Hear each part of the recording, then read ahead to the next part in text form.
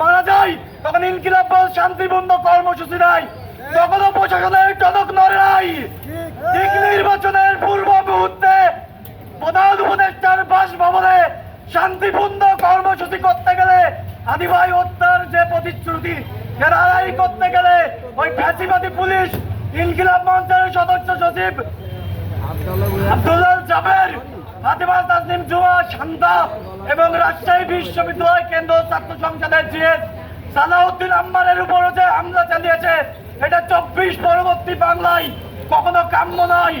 যে পুলিশ হামলা চালিয়েছে তাদেরকে আমরা সন্দেহের চোখে দেখি। 27 তারিখ জুলাই মাসের যখন সারা বাংলাদেশ ব্লকেড হয়েছিল, ওই মুহূর্তে সালাউদ্দিন আম্মারের নেতৃত্বে রাজশাহী বিশ্ববিদ্যালয়ের সামনে সেম ডিক্টেটরস ভবনে সেই সময় সারা বাংলাদেশের কারফিউ ভাঙা হয়েছিল। আজকে সেই সালাউদ্দিন আম্মার সহ যাবে আবার হামলা করা হয়েছে। এই হামলার যশোর বিজ্ঞান ও প্রযুক্তি বিশ্ববিদ্যালয়ের সাধারণ শিক্ষার্থী সহ সকলের প্রতি তীব্র নিন্দা ও ধিক্কার জানাই। ধিক্কার